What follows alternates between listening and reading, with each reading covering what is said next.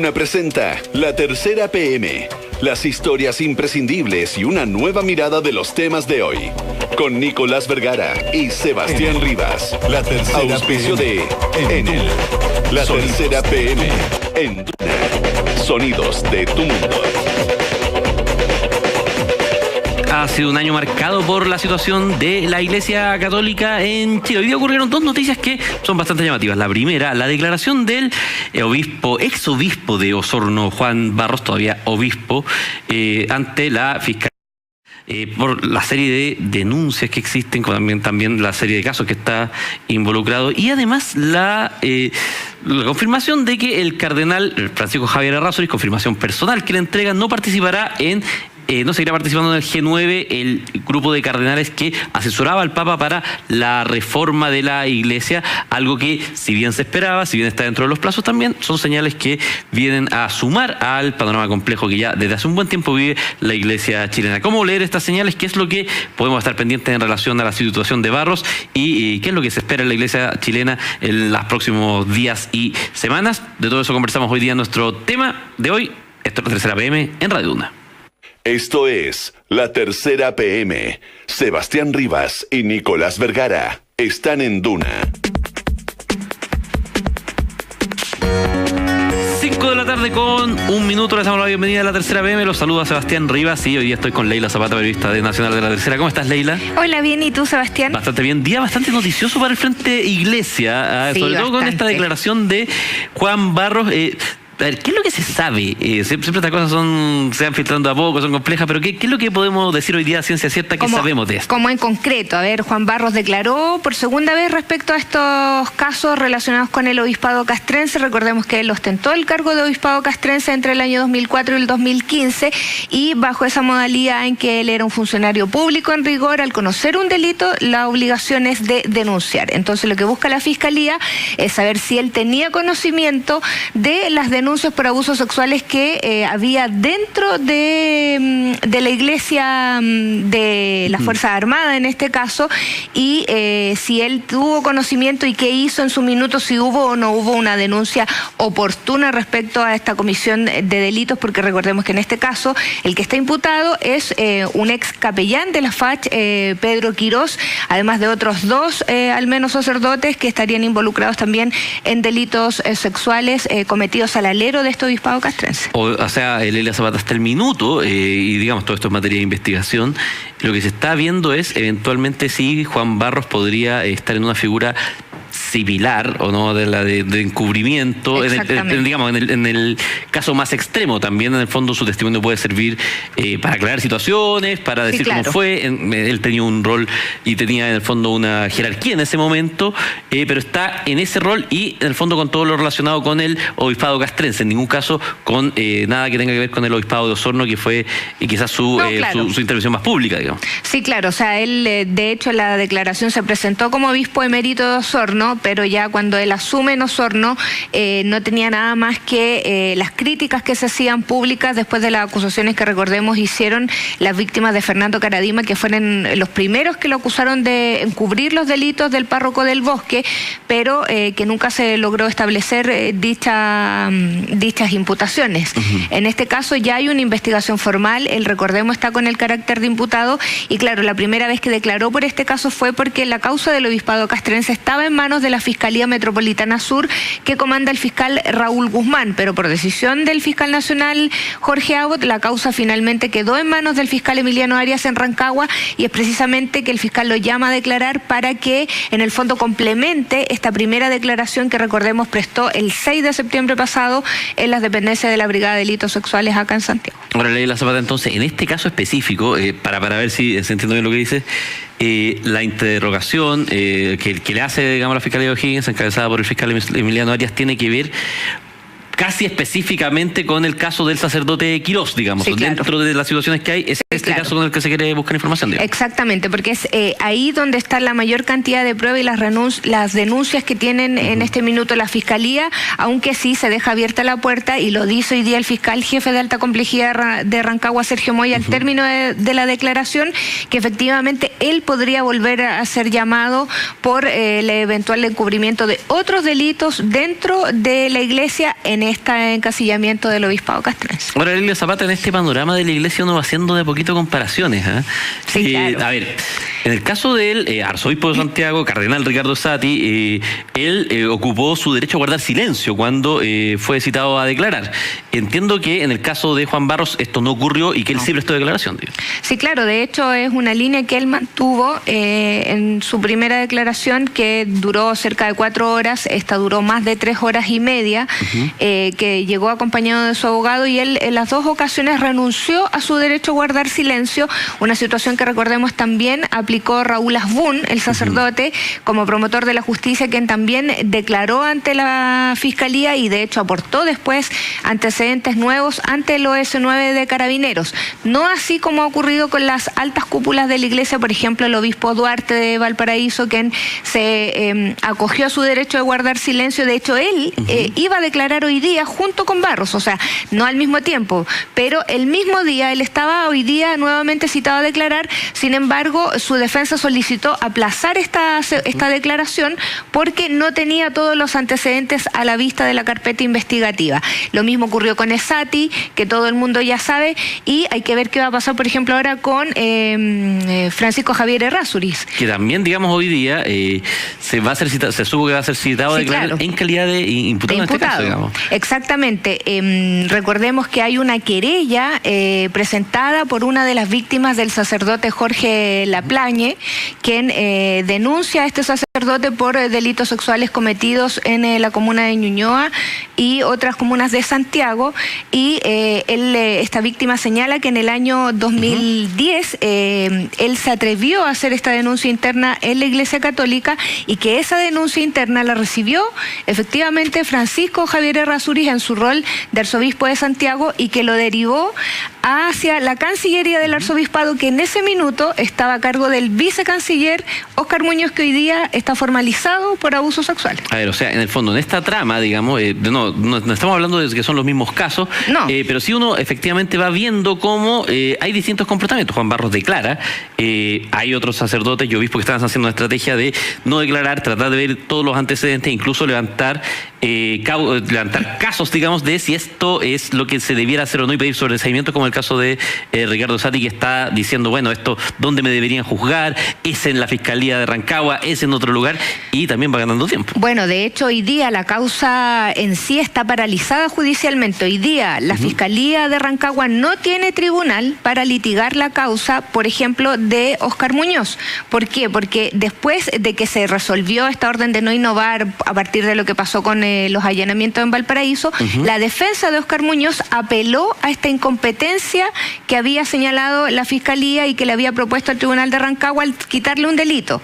Y ahora está pendiente ese recurso, y un recurso de hecho que en el fondo es un recurso que la Fiscalía le dice a la Corte, sabe que no revise esta apelación de este imputado porque no va a lugar, porque él en la audiencia se allanó a la incompetencia de este tribunal, y eso tiene hoy día entrampado judicialmente al Ministerio Público, que no puede hacer otra cosa más que pedir toma de declaraciones, pero que no puede hacer, por ejemplo, incautaciones, no puede hacer allanamientos ni pedir solicitudes de formalización, porque no tiene un tribunal a quien solicitar. De hecho, Leila Zapata, el fiscal Sergio Moya, en sus declaraciones marcó este punto como un punto muy central, sí, que claro, en el fondo se está produciendo una demora más allá de lo habitual, o sea, en esta situación. Llevamos 6 semanas sin ningún tipo de actividad judicial en torno a este caso, que es un caso muy mediático y que sin duda ha marcado la agenda judicial este año acá en Chile. ¿Hay alguna señal, Leila, de que esto se pueda destrabar? ¿Qué es lo que debería pasar? ¿Qué es lo que estamos esperando al final en este caso? Ahora estamos esperando que la Corte de Apelaciones le dé una fecha a una audiencia de este recurso de hecho, o de si finalmente le va a dar una audiencia a este recurso de apelación de la defensa de Óscar Muñoz, que defina si finalmente es competente el Tribunal de Rancagua o si es competente el 13º Juzgado de Garantías de Santiago, que es donde la Fiscalía de Rancagua está pidiendo se alojen las causas relacionadas con Óscar Muñoz, que hasta ahora el único formalizado en Rancagua por los delitos sexuales cometidos al alero de la iglesia. Bueno, entonces mientras no tengamos eso, Leila Zapata, lo más probable es que podemos seguir viendo este tipo de declaraciones, sí, claro, más no, qué sé yo, los allanamientos, sí, claro, las incautaciones que vimos hace ya algunos meses como la primera parte, digamos, que podríamos decir, de esta investigación de la Fiscalía. Exactamente, y ojo, un punto que hace referencia hoy día el fiscal Moya cuando da este punto de prensa respecto a qué actitud debería tener Francisco Javier Errázuriz a partir de lo que tú decías de que hay obispos que van y guardan silencio, como Esati, como Duarte, o otros que declaran como Barros, o como Asbun. El fiscal dice, nosotros tomamos conocimiento con su abogado, él tiene los antecedentes en su poder, en pocas palabras dice, no tiene una justificación para que no declare. Un tema que ha estado en la palestra todo este año y que sigue dando que hablar la situación de los obispos y sacerdotes en Chile y las aristas judiciales que se han abierto durante todo este 2018. Leila Zapata, periodista nacional de La Tercera, un millón de gracias por estar hoy día conversando con nosotros en La Tercera PM. Ok. Son las 5:10 de la tarde, seguimos analizando los temas que marcan la jornada en Chile y el mundo en Radio Duna. Una nueva mirada de los temas de hoy. Escuchas La Tercera PM con Sebastián Rivas y Nicolás Vergara. Hay figuras que traspasan el imaginario de países, de lugares, se vuelven en referentes de épocas, por cosas buenas o por cosas malas.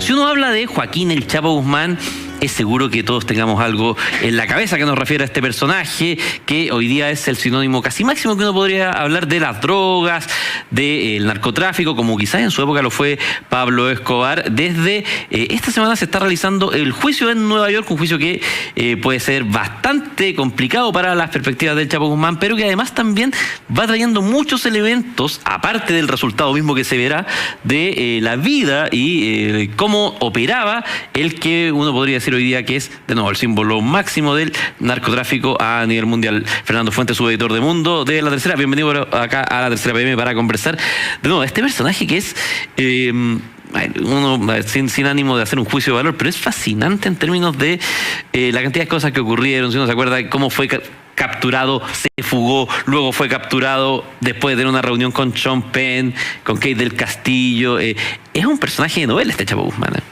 No, claro, o sea, todos los antecedentes que se conocen dan cuenta efectivamente de un personaje casi de película. De hecho, claro, como tú lo mencionabas, fueron al menos 3 veces las que se fugó y ya la última determinó que, bueno, se estuvo prófugo solamente un año, fue el 2015, el 2016 lo capturan. Y después se inicia rápidamente el proceso de extradición que ahora lo tiene en Estados Unidos enfrentando 17 cargos. Y a ver, ¿qué podemos esperar, Fernando Fuentes, de este juicio? Digamos que evidentemente es muy mediático, hay mucha información, los cargos son graves, es evidente que uno podría pensar lo más posible es que el Chapo Guzmán termine con una condena altísima, digamos, o sea, si no es perpetua formal, debiera de todas maneras pasar el resto de sus días en prisión. Pero ¿qué es lo que está en juego en esta? Bueno, en el plano estrictamente jurídico son en este caso 17 cargos, de los cuales el jurado va a ver 11. 11 cargos. 11 cargos.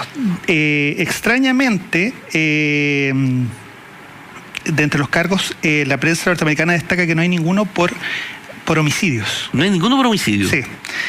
Básicamente acá lo que se le imputa es las más de 150 toneladas de cocaína que él logró introducir en Estados Unidos en 25 años, de los que estuvo a cargo el cartel de Sinaloa. Y bastaría con que el jurado compuesto por 12 personas falle en uno de los casos en contra de él para que él directamente se vaya a la cárcel de manera perpetua. O sea, es decir, en el fondo, de estos 11 casos que va a estar viendo el jurado directamente, basta con que el jurado diga, ok, lo vamos a condenar por uno y de todas maneras es cadena perpetua. Eso es. Fernando Fuentes, a ver, y para quien no haya seguido el caso de muy de cerca, ¿por qué el líder el líder más simbólico quizás, uno podría tener discusiones el más importante y todo, pero por lo menos el más simbólico en términos del narcotráfico mexicano está siendo juzgado en Estados Unidos? Bueno, básicamente porque el consumidor de las drogas que traficaba el cartel, el público objetivo está al otro lado de la frontera, en Estados Unidos, y también justamente por todos los antecedentes que hay de las fugas, la compra que él hizo de autoridades públicas en México, no dan la suficiente confianza como para que él sea juzgado en su propio país. Y por lo mismo el Chapo se ha blindado con un equipo jurídico que el portal Vice News definió como un equipo jurídico de ensueño. O sea, él en este momento está asesorado por 4 abogados que, como lo escribíamos hoy día en la Tercera PM, son expertos en defender a gángsters, a narcotraficantes. De hecho, uno de los principales abogados del equipo es Jeffrey Lichtman, que el 2005 defendió a John Gotti Jr., el hijo del capo del clan Gambino en Nueva York. Entonces, o sea, hay alguien que sabe de este tipo de juicio, y además que, o sea, aparte de saber de los temas del narcotráfico, estaba en juicios de alta visibilidad en esta situación, digamos. Y que tiene buenos resultados para sus clientes. Buenos resultados, ¿como cuáles, Fernando Fuentes? Bueno, él, por ejemplo, anuló uno de los cargos que se le presentó a John Gotti Jr. en el 2005. Entonces, de hecho, él se jacta en su sitio web que él generalmente logra, si no liberar, por lo menos reducir en bastantes años los cargos que se le imputan a sus defendidos. Bueno, y de hecho, el abogado planteó algo que a uno le podría resultar llamativo, sobre todo considerando la personalidad del Chapo Guzmán. Jeffrey Lichtman dijo, le aseguró al jurado, dijo, bueno, acá la persona que ustedes tienen, el Chapo Guzmán, esta figura que ustedes han visto, no es el verdadero líder del cartel de Sinaloa, y apuntó a otro de los narcotraficantes que se llama Ismael Zambada, apodado el Mayo Zambada, como la verdadera cabeza de esta organización. ¿Qué puede ganar con esto, digamos, asumiendo lo que tú dices? O sea, que en el fondo es un juicio donde es muy complejo que le vaya bien al Chapo Guzmán. Sí, básicamente la estrategia a la que apunta la defensa del Chapo, según lo que dice la prensa mexicana, es justamente a presentarlo a él como un chivo expiatorio. Lo que él pretende es un poco decir que se ha mitificado mucho la imagen del Chapo y que efectivamente él era, entre comillas, alguien como de los mandos medios del cartel, y que efectivamente el jefe del cartel sería el Mayo Zambada, que él, a diferencia del Chapo, nunca ha sido capturado, él está prófugo hace muchos años, y efectivamente él es el que está controlando el cartel en este momento, y los resultados económicos del narcotráfico, por lo menos para ese cartel, siguen siendo muy cuantiosos. Claro, entonces, como para solo para seguir la línea argumental, Fernando Fuentes, quizás la idea del fondo del abogado es decir, bueno, si ustedes nos están acusando de conspiración para traer droga a Estados Unidos y están diciendo que este hombre era el que dirigía la conspiración, bueno, ustedes tienen el nombre equivocado porque él no era, es el Mayo Zambada, digamos. Efectivamente, esa es un poco la idea. A ver, ¿y qué sabemos más del patrimonio del Chapo Guzmán? Porque, a ver, uno dice quizás, ¿qué pasó con todo el dinero del Chapo Guzmán? ¿Eso está dentro de este juicio o es una cosa completamente aparte que probablemente no nos vamos a terminar enterando? Bueno, es bien difícil. Ellos se especializan justamente en ocultar bien el dinero que han hecho del narcotráfico. Tenemos el caso del colombiano Pablo Escobar, que se hizo famoso justamente porque años después se encontraron muchas cajas con dólares enterrados en las fincas, y en este caso justamente a raíz de la disputa que habría al interior del cartel de Sinaloa, han empezado a salir cifras del dinero que ha amasado el cartel. ¿Cuánto más o menos las cifras que siempre hay un estimado, digamos? Mira, yo vi hoy por lo menos una de 11.000 millones de dólares. 11.000 millones de dólares. Pero había otra cifra que hablaba de 30.000 millones de dólares. A ver, o sea, uno podría decir conservadoramente 11.000 millones de dólares, que no deja de ser muchísimo dinero, digamos. Y de hecho, había un medio británico que hablaba que solamente en la gestión ahora de la supuesta gestión del Mayo Zambada, él habría ya amasado una fortuna personal de 3.000 millones de dólares, lo cual habla de que el negocio sigue funcionando.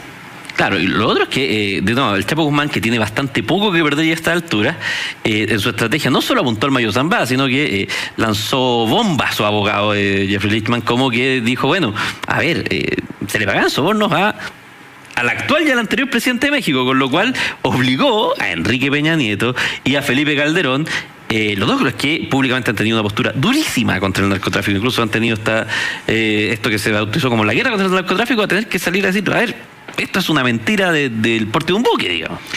Claro, no, esa es parte de la estrategia, supuestamente también de la defensa, de partir justamente ayer en el inicio del proceso con estas bombas mediáticas que de alguna manera también desvían la atención de lo central. Y en el fondo tiene que ver también con toda la atención que hay ya de parte, por ejemplo, del jurado, que va a ser clave, que son 12 personas, 12 ciudadanos de a pie, que de hecho ya algunos, por ejemplo, tuvieron que ser reemplazados porque no han aguantado la tensión y de hecho todo el tema de la seguridad que hay en torno al juicio revela un poco también lo que está en juego. O sea, debe ser, a ver, como lo conversamos el otro día con alguien, debe ser complicadísimo ser un jurado en el caso del Chapo Guzmán, pero aún así había mucha gente que se había ofrecido, digamos, que estaba voluntaria. Sí, pero se han tomado medidas excepcionales de seguridad. Por ejemplo, lo que uno siempre ve en las coberturas de estos juicios en Estados Unidos, los dibujos que hacen las personas que ingresan, en esta oportunidad está prohibido que hagan dibujos del jurado. No, o sea, en el fondo no puede aparecer ningún boceto siquiera. Ni siquiera de los jurados. No. Y además están sometidos a extremas medidas de seguridad. Por ejemplo, el juzgado donde está siendo llevado a cabo el proceso, por ejemplo, ayer se cortó el puente Brooklyn, justamente porque... Se cortó el puente de Brooklyn, claro, para poder permitir en el fondo que el jurado vaya... Y además para permitir el traslado del Chapo, porque el Chapo está en una cárcel en Nueva York que de alguna manera es conocida como el Guantánamo de Nueva York, una cárcel de extrema seguridad.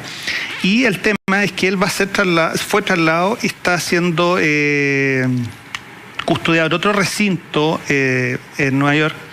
Y la idea es que esté ahí de lunes a viernes y los fines de semana va a ser trasladado a este Guantánamo.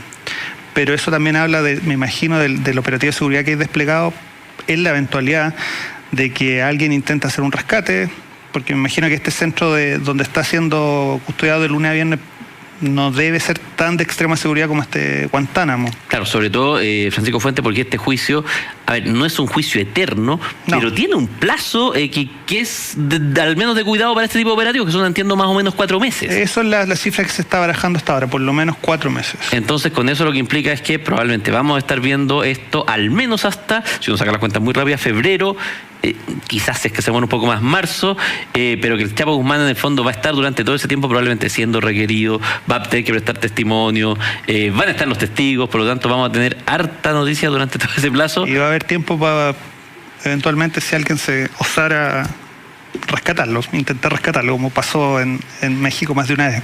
Ya se escapó 2 veces el Chapo Guzmán.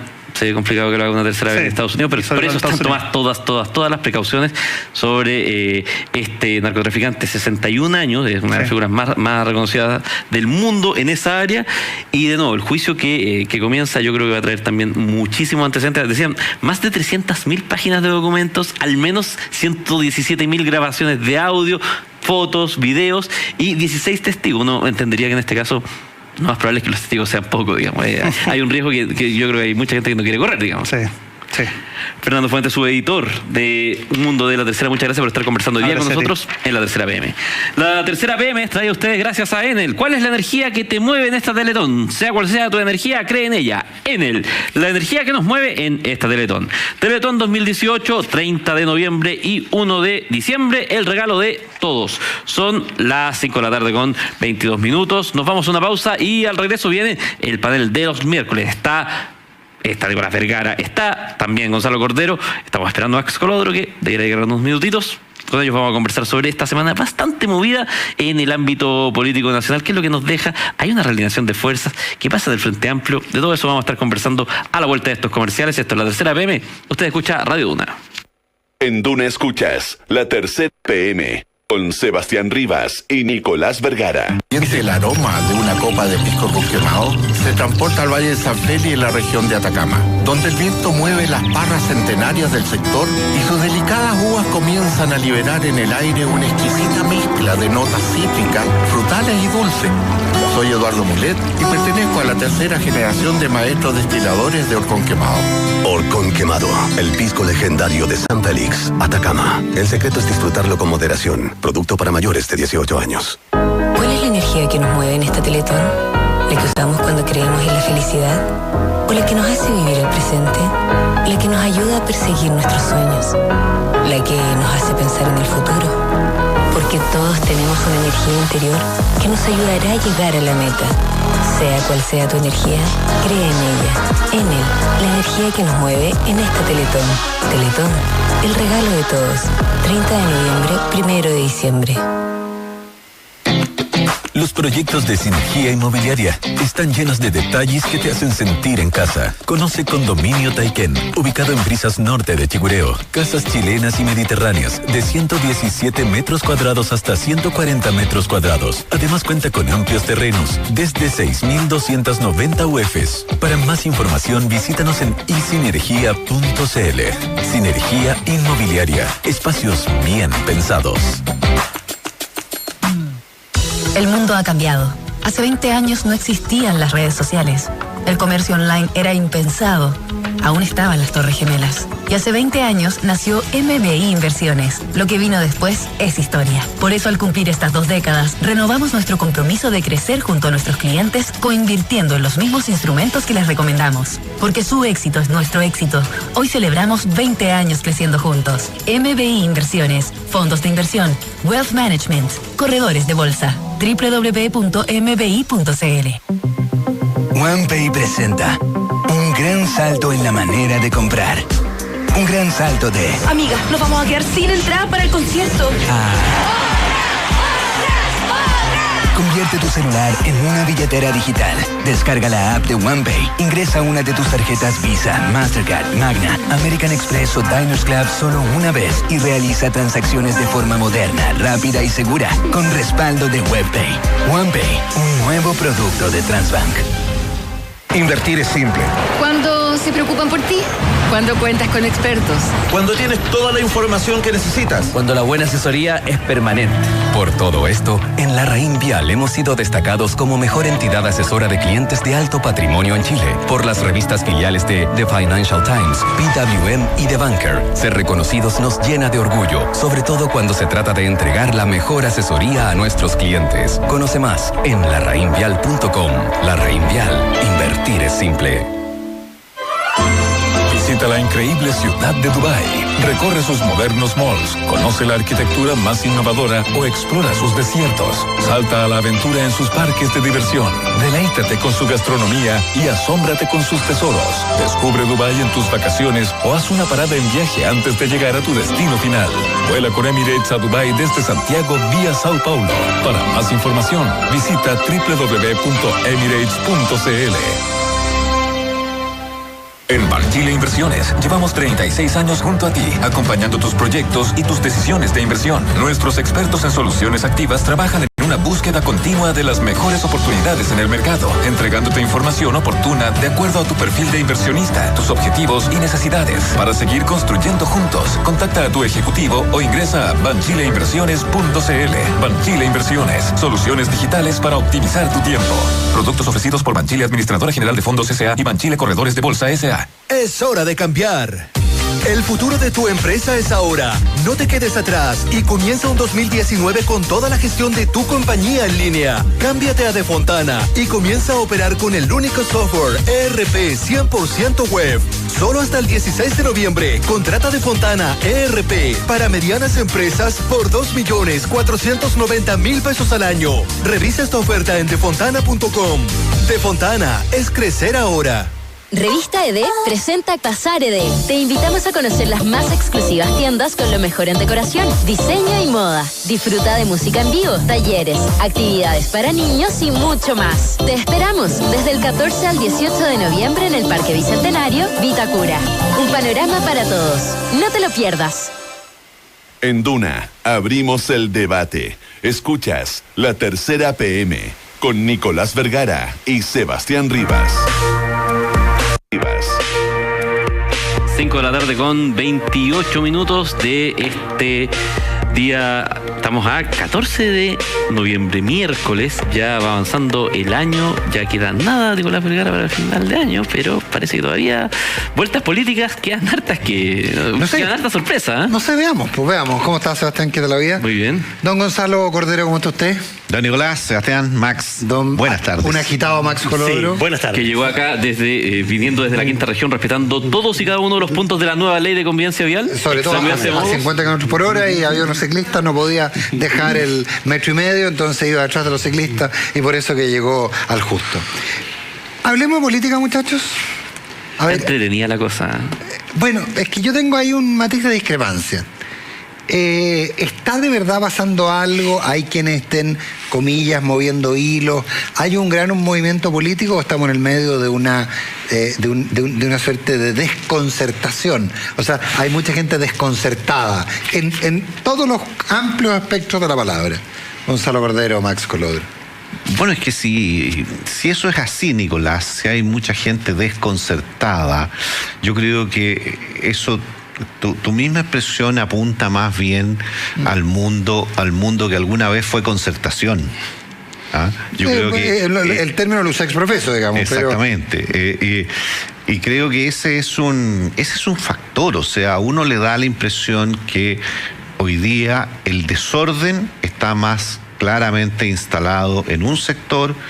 La falta de proyecto compartido está instalado en ese mismo sector, la falta de un liderazgo común en ese mismo sector, y claro, después de lo que ha sido la historia política de Chile de los últimos 30 años, que eso ocurra cuando precisamente lo que hemos vivido, las personas de nuestra generación, ¿qué es lo que uno de los signos de los tiempos de la política que nosotros hemos vivido? Ha sido precisamente un largo periodo de unidad, de consistencia y de predominio de la centroizquierda en Chile.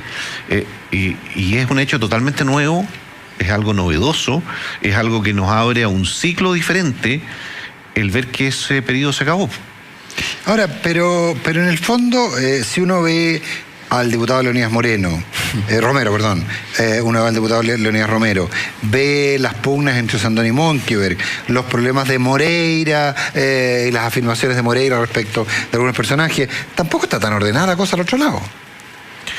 Pero no guarda relación los incidentes que tú refieres, son meramente accidentales, no guardan relación con la profundidad de los problemas que hay en el otro lado de la cancha, creo yo. A ver, yo recojo el punto de Gonzalo. Yo creo que una de las cosas que se ha explicitado en estos últimos días es el contraste entre lo que está pasando en la oposición, los niveles de divergencias, de desprolijidad. Yo inscribo el famoso incidente de Boric y de Orsini, básicamente por una cuestión de desprolijidad, de ingenuidad política. Podemos analizarlo después, pero yo básicamente creo que el asunto va por ahí, con el contraste, como digo, con un gobierno que a mi juicio lo que ha mostrado en estos últimos días también es que está tomándole bien el pulso a la situación política que estamos viviendo y que está empezando a mostrar una capacidad bien notable de sacar adelante iniciativas complejas, como ocurrió con Aula Segura y también con la ley de presupuesto. Yo creo que el gobierno está mostrando en estos últimos días una capacidad de gestión política que se aprovecha de alguna manera de las tensiones, de la atomización que hay al otro lado, pero que también muestra un cierto aprendizaje. Es que, a ver, yo creo que ahí, y quiero tomar el punto que decía Nicolás, yo creo que el ejemplo de la desconcertación es el episodio entre Iván Moreira y Cristian Monkeberg por oposición. ¿A qué me refiero con esto? A ver, que un senador del conglomerado oficialista acuse a un ministro del conglomerado oficialista de que está haciendo proselitismo político, partidario, intervencionismo con platas del Estado, es un cartel gigante que le está diciendo a una oposición medianamente bien organizada: tome, hágalo. Interpele al ministro, levante un caso, meta el gol. Y la verdad es que, y puede ser por error mío, pero yo creo que de eso se ha escuchado bastante poco al frente. Y el gobierno logra terminar conteniendo la polémica, con incluso Sebastián Piñera hoy día desde Singapur diciendo que esto es, como decía el expresidente Lagos, la hojarasca. Yo creo que una oposición bien parada hubiera aprovechado hacer al menos algo de ruido. Tú bien dices, pues una oposición bien parada. Pero los problemas que tienen al frente son de mucho mayor entidad, son mucho más complejos. Y las razones por las cuales están divididos al frente son también mucho más de fondo, mucho más fuertes. Entonces, lo de Boric, lo del diputado Boric, es algo así como un autogol con jugada colectiva, digamos. O sea, sí, un autogol con jugada colectiva. Hubo varios pases que buscaban llegar al arco propio. Llegar al arco propio. El autogol, digamos. Propia puerta, como dicen los españoles. Más que un autogol sería un motogol en este caso, digamos. Bueno, tú tienes una obsesión con la moto. Tienes una obsesión con la moto del diputado Boric. Ahora, pero en ese sentido, Max, ahora, al final del día es curioso, porque en general, y no es arbitrario, muchos de los análisis terminan en Boric, Orsini y Palma Salamanca, pero probablemente porque se ha convertido como en un poco el símbolo. Pero hoy día, el de la segunda, por ejemplo, trae declaraciones de la diputada Maite Orsini, en que sostiene que hace un mea culpa, pero dice que una decisión individual debió ser colectiva. A mí me huele un poco inocencia, ¿no? Bueno, yo decía, yo creo que hay algo de ingenuidad adolescente, por decirlo de alguna manera suave. Hay desprolijidad. A ver, Pero estamos discutiendo temas bastante más de fondo que si la decisión fue una decisión autónoma o si se pusieron de acuerdo todos los chiquillos en que iban a hacer algo, ¿no? Es que yo creo que hay una cuestión de fondo aquí. El tema de fondo es que hay un sector importante de la izquierda que de alguna manera lo que está haciendo es validando el asilo político de Palma Salamanca.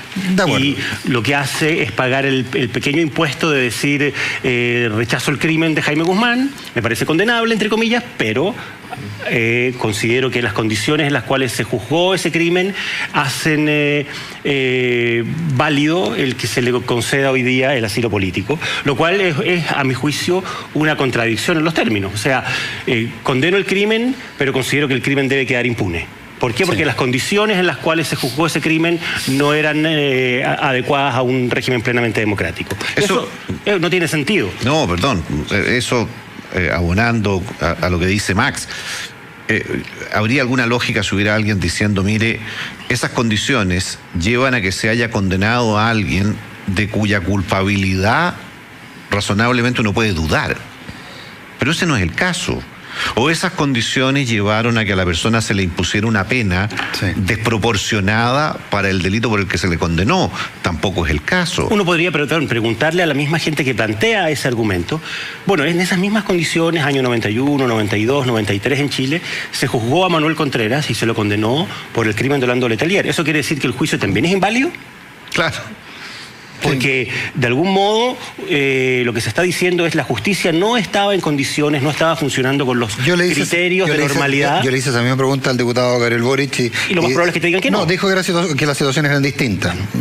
Es que, claro, las situaciones finalmente es un argumento que no resiste análisis y yo creo que eso, precisamente la falta de consistencia en estos argumentos es lo que está generando los problemas que está generando dentro de la centroizquierda y en particular del Frente Amplio hoy día. Pero hay un tema que se dice poco, Gonzalo, Max, y es el tema de los famosos contextos. Porque finalmente lo que se está diciendo es que los contextos son relevantes en el caso de Palma Salamanca y que por más que el crimen haya sido horrible hay que entender el contexto en el que ocurre. Entonces los contextos son aceptables porque probablemente Miguel Krasnov debe decir algo bien parecido. Más de alguien se escandalizará porque compara a Krasnov con Palma Salamanca, yo no. Pero el punto de fondo es que finalmente los contextos parece que valen para uno o para otro. Este argumento de hecho me lo dio alguien muy de izquierda, digamos, y muy cercano al tema de los derechos humanos y con gran desaliento respecto a que esto estuviera siendo así, digamos. Bueno, claro, yo voy a caer en la... En el acto de vanidad, de citarme a mí mismo, pero yo tengo una columna en La Tercera. Menos mal. Exactamente, todos los sábados. Y mi última columna fue precisamente sobre eso, o sea, Jaime Guzmán y los contextos, le puse como título, porque precisamente uno se da cuenta que las mismas personas que llevan años diciéndonos que las violaciones a los derechos humanos no tienen contexto que los justifican, hoy día salen a esgrimir el tema del contexto en el que fue asesinado Jaime Guzmán y en el que fueron juzgados los autores materiales del crimen, para minimizar la gravedad del delito, para eximir de la pena a los asesinos, a los terroristas, En fin, la verdad es que es una cosa bastante poco presentable, bastante poco sostenible. Pero se convierte en un hecho político, y se convierte en un hecho político que de nuevo nos repita lo mismo, porque por ejemplo, la Comisión de Ética de la Cámara de Diputados debería ver este tema, básicamente por muy chileno, por technicality, porque el viaje oficial duró 2 días más o 2 días menos, terminó en Palestina o la pasada por París era parte del viaje, una cosa bien como la ley de divorcio versus la ley de nulidad, digamos, versus la nulidad matrimonial, digamos. Pero en fin, en eso estamos. Pero ahí nos encontramos con que miembro de la Comisión de Ética es el diputado Guillermo Tellier. Diputado que, de nuevo, si uno revisa, la prensa tiene la ventaja que guarda archivos, y plantea, por ejemplo, planteó en su minuto, que el secuestro de Christian Edwards había sido un daño residual, un daño colateral, y planteó que había habido una condena a muerte a Jaime Guzmán, y que finalmente no está muy claro, pero bueno, es lo que pasó. O sea, también nos encontramos con que de nuevo todo se remite a la historia reciente y a la interpretación que se tiene de ella. Bueno, yo creo que precisamente son esas contradicciones y esas inconsistencias las que tienen hoy día a la centroizquierda en la situación que mencionábamos y que describíamos al comienzo. O sea, todo remite a eso. Claro, desorden, falta de acuerdo en cuestiones básicas, falta de unidad. Yo creo que, en definitiva, el grado de inconsistencia que hay respecto de estos argumentos son lo que tiene finalmente a la centroizquierda y a la oposición en una situación de relativa parálisis política, claro, y que facilita que el gobierno pueda funcionar con mayor grado de orden, porque es cierto, hay incidentes con sectores de la coalición política, pero el gobierno ha estado funcionando con unos niveles de orden bastante sorprendentes. O sea, yo, por ejemplo, durante el otro día hacía memoria, creo que este año no ha habido ni un solo incidente en este primer año de gobierno de rosas entre ministros, por ejemplo. Tensiones en el comité político, que eran antes cuestión de todos los días, en gobiernos de distinta naturaleza. Bueno, este gobierno prácticamente no ha tenido tensiones al interior del gabinete. O al menos no se han conocido. Probablemente las ha habido, pero no se han conocido. Probablemente las ha habido, sin duda, pero el gobierno ha sabido administrarlas y manejarlas con la suficiente consistencia también como para que esas cosas no generen efectos políticos. Sí, yo a propósito, y tal vez para cerrar el tema de la izquierda, Palma Salamanca y todo esto, a mí yo tengo la convicción de que el Partido Comunista es un partido de extrema izquierda, antisistémico, antidemocrático, en las antípodas de todo lo que yo pienso y creo para esta sociedad. Pero es un partido de gente adulta, de gente madura, es un partido de izquierda dura. Y lo que ha quedado en evidencia en el último tiempo es que el Frente Amplio es un partido de extrema izquierda, o es un grupo de extrema izquierda entre infantil y adolescente. Pero yo quería plantearles, a propósito de lo mismo, y podemos cortar esa parte del tema como nos pauteaba nuestro querido Gonzalo, pero hay elementos también a partir de lo que planteaba Max. ¿Qué pasa cuando en 24 horas, por ejemplo, Yasna Proboste da el golpe en la Comisión de Educación del Senado respecto al proyecto de Aula Segura? Y la verdad que unánimemente se sale a decir, tenemos la nueva figura de la política, la que fue capaz, y se daba por hecho que eso iba a ser aprobado, la que fue capaz de destruir el proyecto estrella del gobierno, se da el lujo no solo de cambiarle el sentido, sino que hasta de cambiarle el nombre. Y en menos de 24 horas, el proyecto, por un quítame para allá estas pajas, va a la Comisión de Hacienda, sin tener ninguna razón para que fuera la Comisión de Hacienda, y en la Comisión de Hacienda el proyecto se cambia fundamentalmente, vuelve a ser prácticamente lo que era el proyecto del gobierno, y a una semana después, en la que todos aquí mismo dijimos, bueno, otra cosa en la Cámara de Diputados con el Frente Amplio, y finalmente se aprueba en la Cámara de Diputados con votos testimoniales en contra o abstenciones testimoniales y ni siquiera grandes intervenciones en la sala. Entonces, ¿qué pasa? Elevamos a los altares de Yasna Proboste, portada en los diarios, cambió el mapa político chileno, está la figura de la oposición, 24 horas después todo cambia, y no solo cambia, sino que se llega a este nivel. Presupuesto, no vamos a aprobar una coma si no hacen tal cosa, tal otra, no estamos dispuestos a que el país se paralice, se aprueba prácticamente la ley de presupuesto. ¿Qué pasa? A ver, yo creo que el mar de fondo, como decía al comienzo, es un gobierno y una coalición relativamente ordenada, Y al frente pero eso no te explica todo, po. No te explica todo, pero te explica mucho. Te explica que el gobierno tiene hoy día la capacidad para privilegiar lo principal y para estar dispuesto a sacrificar lo secundario, que fue lo que hizo tanto en la negociación de Aula Segura como en el presupuesto. En el presupuesto efectivamente el gobierno tuvo que reponer partidas que había dejado originalmente fuera, pero tuvo la consistencia política como para decir, privilegio lo principal, esto es lo que me parece medular, me parece más relevante sacar adelante la ley de presupuesto y sacrifico lo secundario. Mira, en mi opinión, cuando no se cometen errores humanos, digamos, los acuerdos políticos no son otra cosa que la expresión de un punto de equilibrio en la correlación de fuerza, en la correlación de poder. Y lo que ha sucedido, al menos en Aula Segura y en presupuesto, por lo que hemos visto hasta ahora, es un gobierno que no ha cometido errores. Y por lo tanto, aquí yo creo que los acuerdos a los que se ha llegado, los textos en los que se aprobó, el texto sobre el que se aprobó Aula Segura, a lo que se está llegando en presupuesto, es la expresión de una distinta correlación de poder en el país, de poder político. Hoy día el gobierno... ¿En términos de volver el presidente? ¿En términos de...? No, en términos de una suma de factores.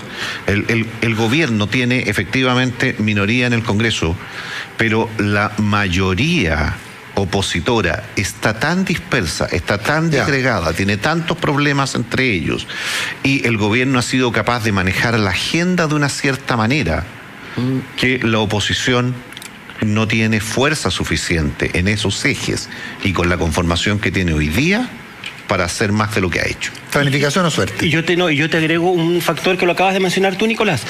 El gobierno tiene un capital político que lo ha logrado manejar y preservar.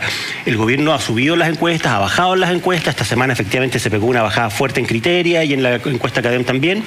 Pero el gobierno, después de 8 meses, muestra un piso del 40% de apoyo. No ha bajado del 40%. Y eso hoy día, en el contexto de lo que son los sistemas políticos en Occidente, es un capital político muy bueno. No hay prácticamente gobiernos hoy día que te puedan mantener asegurado un nivel de respaldo del 40%. Muy sólido. Si uno hiciera una analogía, que la hago por favor, con todas las diferencias que hay, con todas las distancias que hay, pero si uno hiciera una analogía entre el gobierno de una sociedad, de la sociedad política, y el gobierno de una sociedad anónima, sí, claro, puede haber perfectamente un accionista de 30% que llegue a controlar la sociedad anónima, si es que logra hacer un pacto de accionista con una parte de los otros, porque los otros están tan dispersos, los otros accionistas están tan dispersos, que o tienen intereses tan encontrados que finalmente el punto medio se convierte en quien detenta el 30%, y a veces menos. Y a veces menos. Es una muy buena analogía. Tú logras generar un poder de control.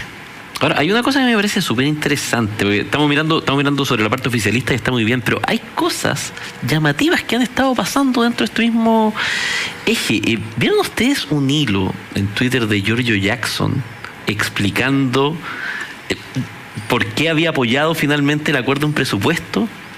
Ese hilo para mí debe ser de las cosas más curiosas que yo he visto en términos de posicionamiento político, porque él dice, bueno, esto llegó un desastre, pero lo cambiamos acá, lo cambiamos acá, lo cambiamos acá. Es una explicación de más o menos 12 tweets seguidos, donde él explica, bueno, en el fondo, llegamos a un acuerdo. Y uno dice, bueno, el acuerdo es la lógica de la política. A ver, yo no estaría tan claro que eso es algo que uno pudiera haber firmado 8 meses atrás, que un diputado del Frente Amplio iba a estar bastante orgulloso defendiendo un acuerdo con el gobierno, y en buena hora, digamos, no en ningún caso es malo, pero es llamativo, o por lo menos a mí me parece llamativo. Pero tiene un problema. En la opinión pública, luego el ministro Blumel va a poder decir, aprobamos el presupuesto más rápido de los últimos, creo que 15 años. Si las cosas siguen como van, va a haber sido el presupuesto más rápido de aprobación, digamos. Pero de nuevo tú observas la lógica del contraste. Esta semana, estos últimos días, ha sido una semana tremendamente mala desde el punto de vista político para Gabriel Boric, que en algún momento también intentó jugar el rol de ser alguien que estaba disponible para llegar a acuerdos con el gobierno. Y hoy día, cuando se cae esa figura, el que entra en la lógica del reemplazo es precisamente Giorgio Jackson. Pero en la lógica del reemplazo del negociador. Por eso, del que está disponible para... O sea, ese rol que habría sido un rol casi de traidor, un rol despreciable en el primer mes y medio de gobierno, o los primeros eso le pasó a Gabriel Boric, eso fue muy criticado en su sector. Pero además hay una cosa que es bastante obvia. Yo no leí lo que dice Sebastián, pero si el diputado Jackson necesita 12 tweets para explicar algo, es porque tiene un problema. Voy a punto a punto. Yo sé a lo que se refiere Sebastián porque lo había visto. Una secuencia. En tal partida hicimos tal cosa que venía mal hecha de tal otra, etcétera. Pero mantengo mi punto. No, si cree que en 12 puntos de Twitter va a cambiar la opinión pública, ahí sí que estoy de acuerdo contigo. Más que esos 12 tweets, ¿sabes que a mí me llamó la atención? Un tweet después de ese, que citaba ese tweet, Beatriz Sánchez. Esto es lo que muestra la diferencia que hace un Frente Amplio metido en el Congreso. Se pusieron concertación. Bueno, es que está muy bien, es que esa es la esencia del problema. Bueno, yo creo sinceramente que hay probablemente en sectores del Frente Amplio la capacidad para darse cuenta de que hoy día también renta políticamente el colaborar en algunas cosas con el gobierno.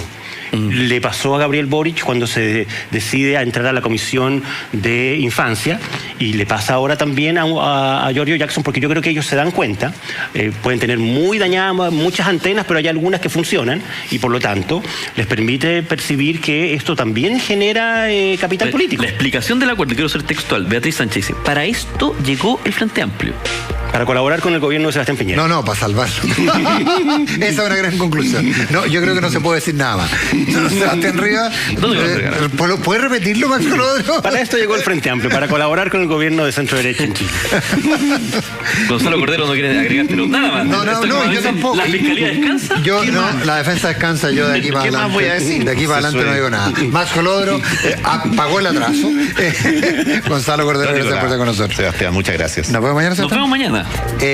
Viene ahora las noticias en Duna, después aire fresco con Polo Ramírez. Nos reencontramos a las 5 de la tarde de mañana, como todos los días, en la tercera PM. Y te veo en la mañana en Duna. Y tempranito estamos en Radio Duna a las 7 de la mañana en Duna punto. Nicolás Vergara a las 8, como siempre, hablemos del off. Buenas tardes, muchas gracias. Buenas tardes. Buenas tardes.